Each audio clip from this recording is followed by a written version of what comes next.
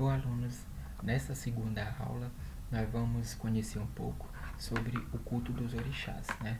É justamente em torno desse reconhecimento desse culto dos orixás que nós vamos ter uma certa compreensão acerca dos elementos que se fazem culto, né? Dos simbolismos dessas tradições em torno das festas que se organizam sobre os orixás, né? Acerca desses orixás, especialmente através de uma leitura muito particular e muito importante de uma pesquisa de uma professora que eu selecionei para vocês aqui o trabalho dela, de uma professora chamada professora Edilés Couto. Tá?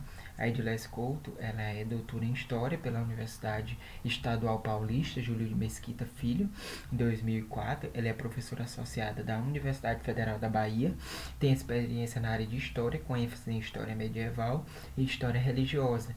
Também ela pesquisa principalmente os seguintes temas: cristianismo, catolicismo e protestantismo, festas religiosas associadas a associações leigas, católicas, devoções e religiosidade.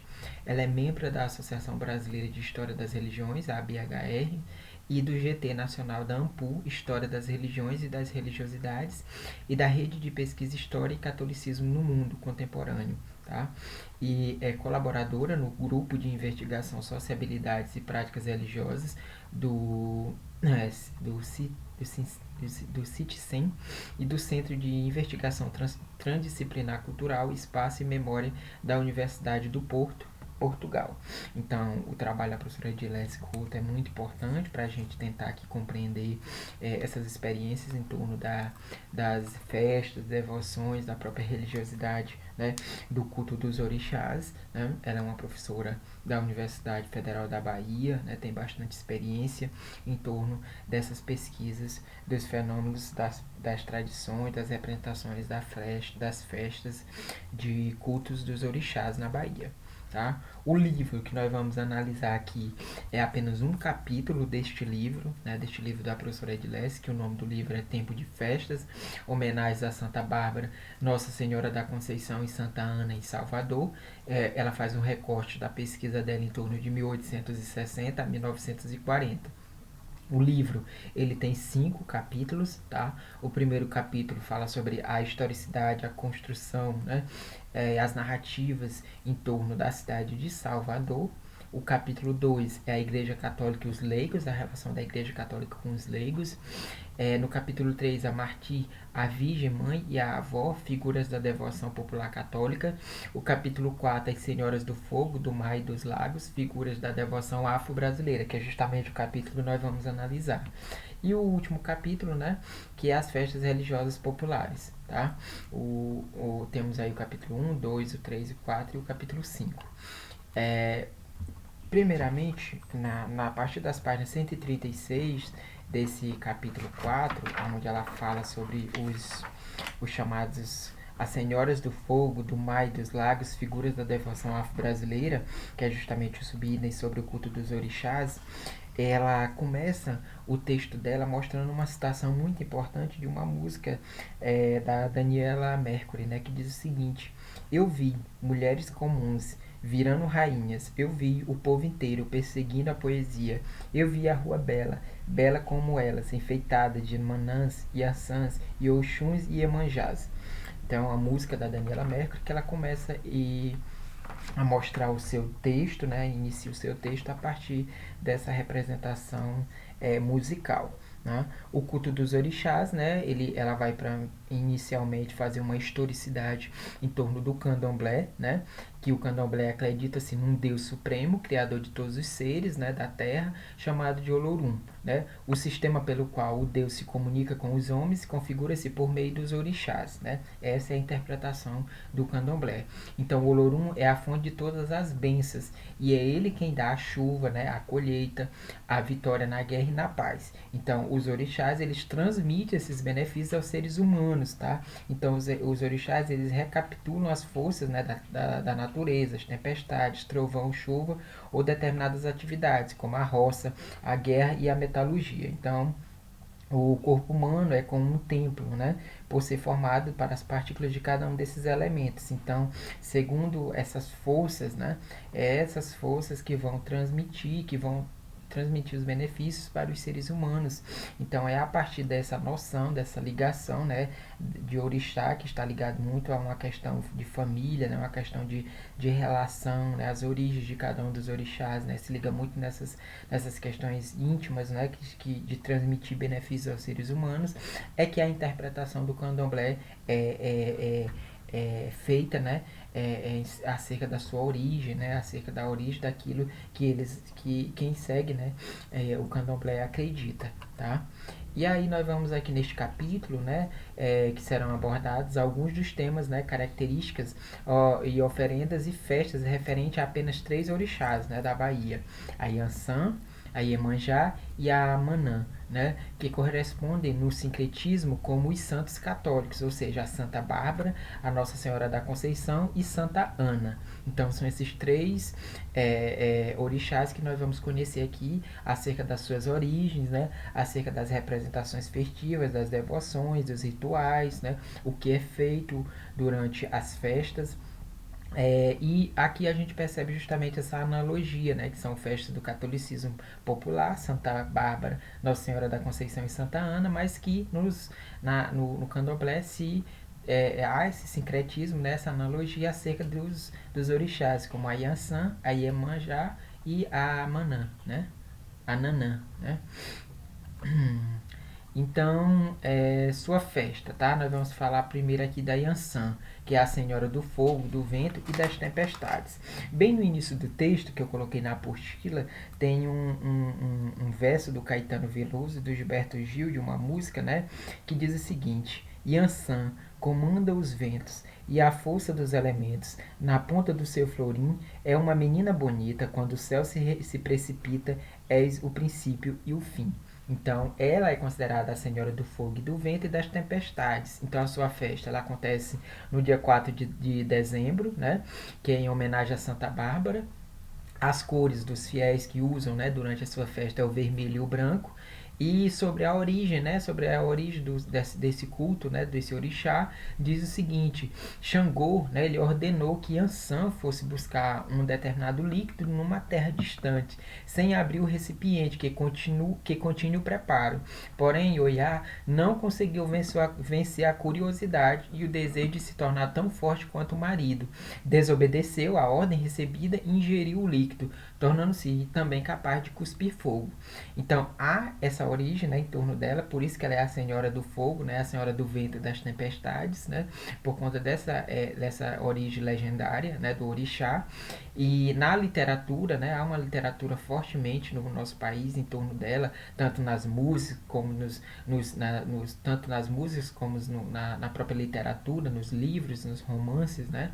E aqui nós citamos Gilberto Gil, o próprio Caetano Veloso, o Jorge Amado, né, que há inúmeros trabalhos em torno, né, da Yansan, né? A poesia e a literatura, né, então elas vão explorar as analogias entre a Santa Bárbara e Yansan.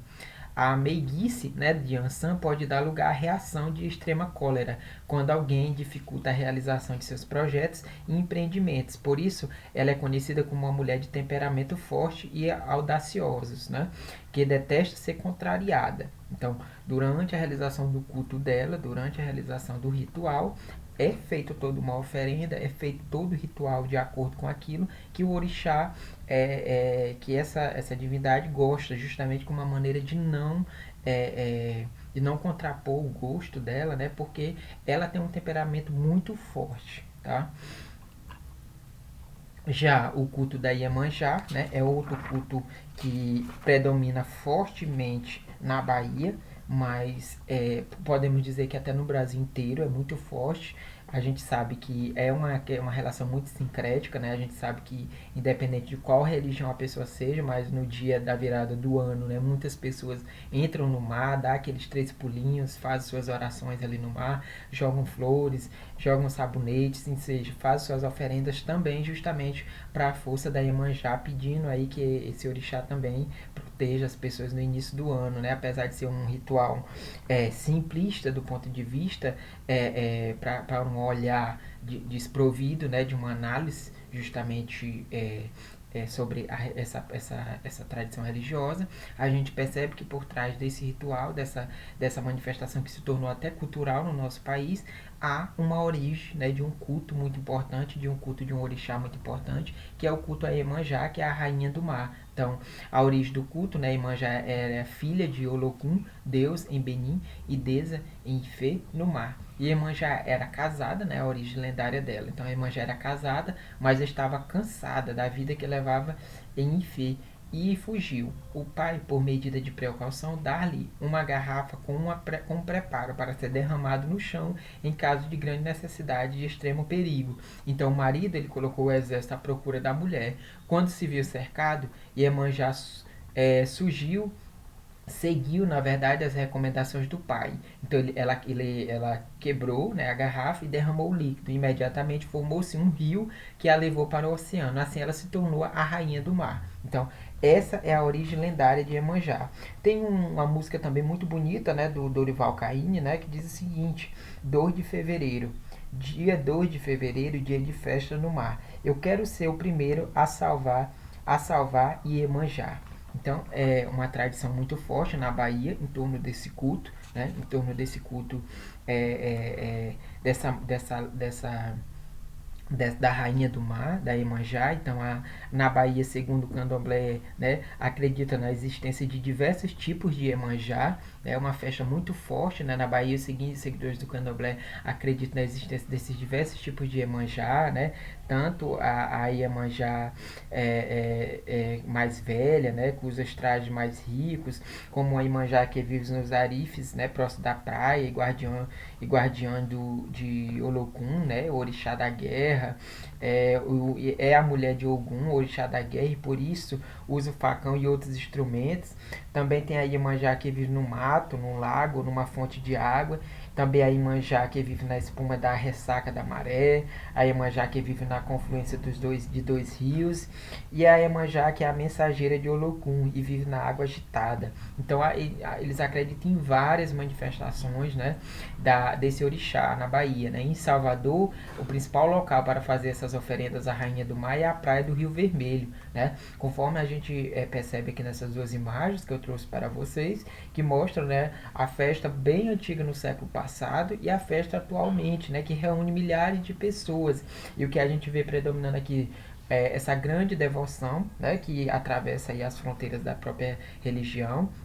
Né? O próprio sincretismo é muito forte, a questão cultural também é muito forte, os rituais é muito bem preparado durante essa festa de Iemanjá, tanto pelos andores, pelos adornos, pelas flores, as encomendas que são levadas ao mar, como sabonetes, como perfumes, né? Como tiaras, enfim. A Iemanjá é uma mulher vaidosa, então ela gosta muito de receber esses adereços, esses objetos, né? Que trazem, né, aí a força da devoção em torno dela. Né? Então a sua festa é anual, os devotos lhe oferecem as flores, o perfume, o sabonete e boneca.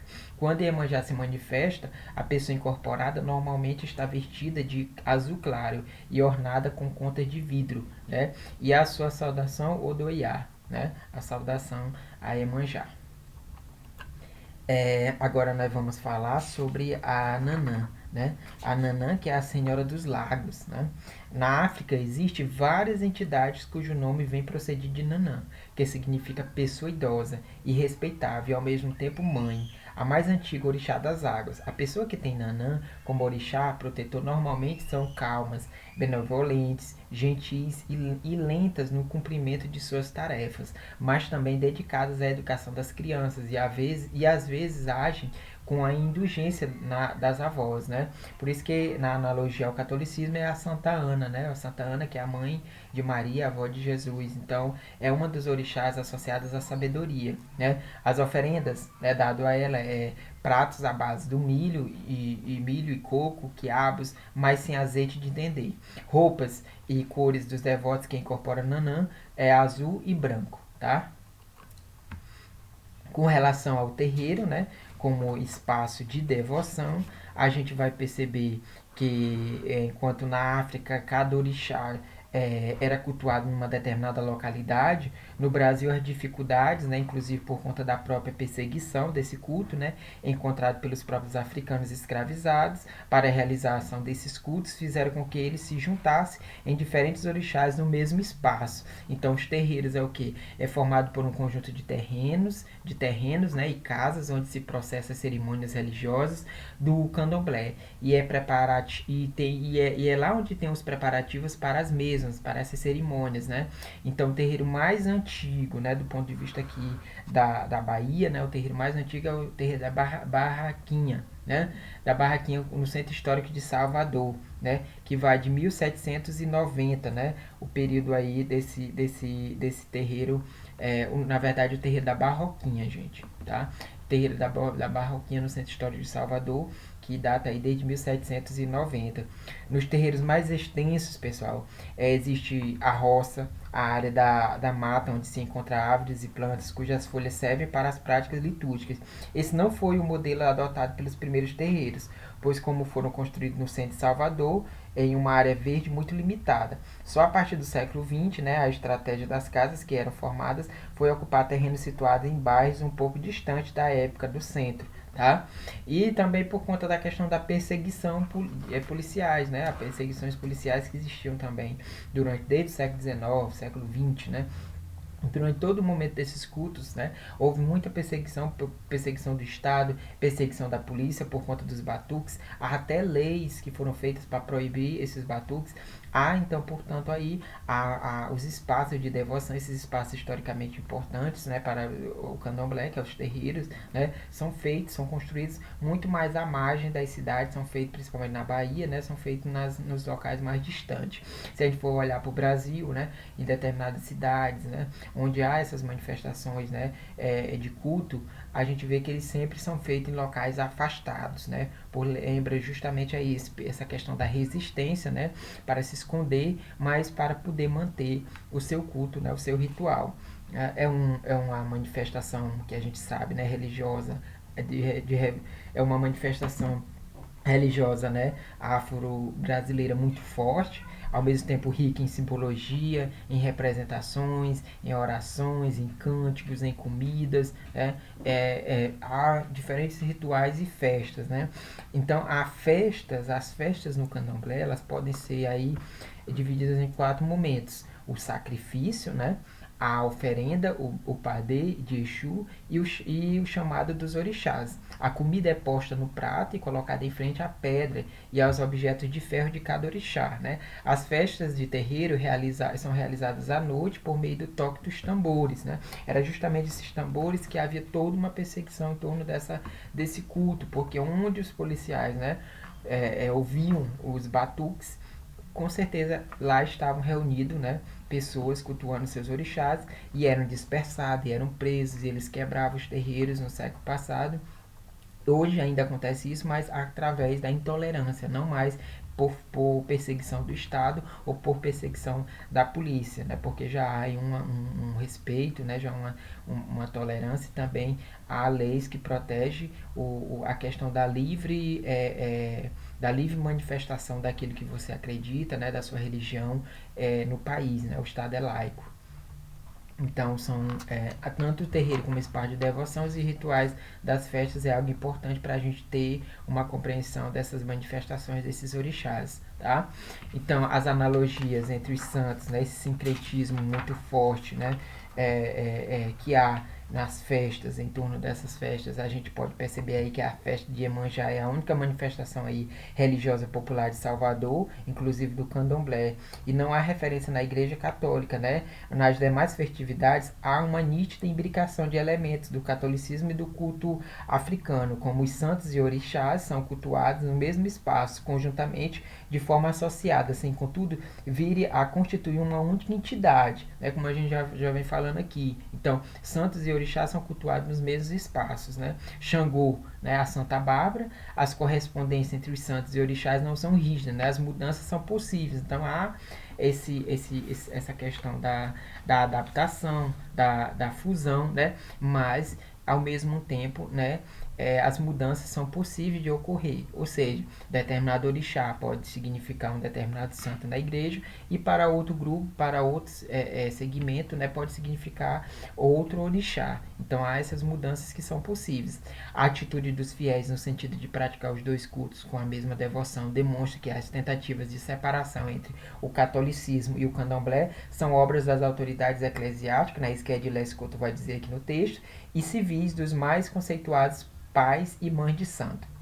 Então ela vai dizer que mesmo diante do catolicismo, aquilo que o texto do Afonso Maria Ligório, né, vai dizer que mesmo diante das diversas tentativas do catolicismo para tentar banir, silenciar, o povo o povo do candomblé, né, o povo negro, eles vão criar esses disfarces, essas adaptações para poder manter as suas devoções em torno dos orixás, fazendo essas analogias com o santo, com os santos, né, conforme a gente vê aqui, Ogum, São Jorge, Oxalá, Jesus Cristo, Yansan, a Santa Bárbara, Oxum, Iemanjá, Xangô e Oxóssis, né, que orixás, né, que tem essas analogias com os santos do catolicismo, como São Sebastião, Santa Bárbara, Jesus Cristo, São Jorge, né, às vezes Iemanjá vem com a figura analogia com Maria, né, enfim, há diversas manifestações aí em torno dessas